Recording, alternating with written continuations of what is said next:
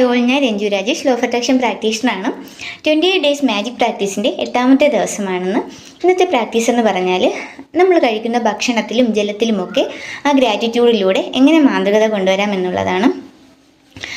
നമ്മുടെ കൈകളിലേക്ക് എത്തുന്ന ഒരു ഭക്ഷണം, അതിൽ ഒരു പച്ചക്കറികളായാലും ധാന്യങ്ങളായാലും ഒരു പഴവർഗ്ഗങ്ങളായാലും എല്ലാം തന്നെ എത്രയോ കർഷകരുടെയും അതുപോലെ തന്നെ എത്രയോ പേരുടെ അധ്വാനത്തിൻ്റെ ഫലമായിട്ടായിരിക്കും അത് നമ്മുടെ കൈകളിൽ എത്തിച്ചേരുക.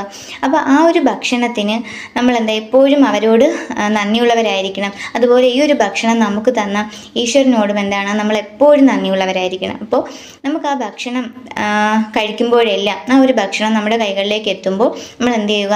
നന്ദി പറഞ്ഞുകൊണ്ട് ആ ഭക്ഷണം കഴിക്കുക. അതുപോലെ തന്നെ നമ്മൾ വെള്ളം കുടിക്കുമ്പോൾ എത്രയോ പേര് വെള്ളമോ ഭക്ഷണമോ ഒന്നും കിട്ടാതെ ഇപ്പോൾ ഒരു പട്ടിണി രാജ്യങ്ങളിലായാലും ഇപ്പോൾ വലിയ വലിയ യുദ്ധങ്ങൾ നടക്കുന്ന രാജ്യങ്ങളിലൊക്കെ ആയാലും നമ്മൾ ന്യൂസിലൊക്കെ നമ്മൾ കണ്ടിട്ടുണ്ടായിരിക്കും. ഒരുപാട് കുഞ്ഞുങ്ങൾ ഭക്ഷണത്തിന് വേണ്ടി യാചിക്കുന്നതും വെള്ളത്തിന് വേണ്ടി യാചിക്കുന്നതുമൊക്കെ. ഇപ്പോൾ നമുക്കിതെല്ലാം തന്നെ ആ ഒരു ഈശ്വരനോട്, ആ ഒരു പ്രപഞ്ചശക്തിയോട് നമ്മൾ എപ്പോഴും കടപ്പെട്ടിരിക്കുന്നു. അപ്പോൾ നമ്മൾ ഓരോ പ്രാവശ്യവും ഭക്ഷണം കഴിക്കുമ്പോഴെല്ലാം ആ ഭക്ഷണം എടുത്തു വച്ചിട്ട് നമ്മൾ എന്ത് ചെയ്യുക? അതിൽ നന്ദി പറയുക.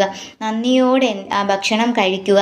ആ ഭക്ഷണം നമ്മൾ ആ ഒരു ടേസ്റ്റൊക്കെ ആസ്വദിച്ച് നന്നായിട്ട് ചവച്ചരച്ച് ആ ഒരു കൃതജ്ഞതയോടെ നമ്മൾ കഴിക്കുമ്പോൾ ആ ഭക്ഷണത്തിന് നല്ല ടേസ്റ്റായിരിക്കും. അതായത് നിങ്ങൾ ഇനി നാളെ ആ ഒരു പ്രാക്ടീസ് ചെയ്ത് നോക്കുക. അതായത് ഇതുവരെ നിങ്ങൾ അങ്ങനെ ചെയ്തിട്ടില്ല എങ്കിൽ ഇനി മുതൽ ആ ഒരു ഭക്ഷണം കഴിക്കുമ്പോൾ ആ ഭക്ഷണം എടുത്തു വച്ചിട്ട് അതിന് നന്ദി പറഞ്ഞ് കൃതജ്ഞതയോടെ കഴിച്ച് നോക്കുക. ഇതുവരെ ഇല്ലാത്തൊരു ഭക്ഷണം, ഇതുവരെ ഇല്ലാത്തൊരു ടേസ്റ്റ് നിങ്ങൾക്കതിന് ആസ്വദിക്കാനായിട്ട് കഴിയും.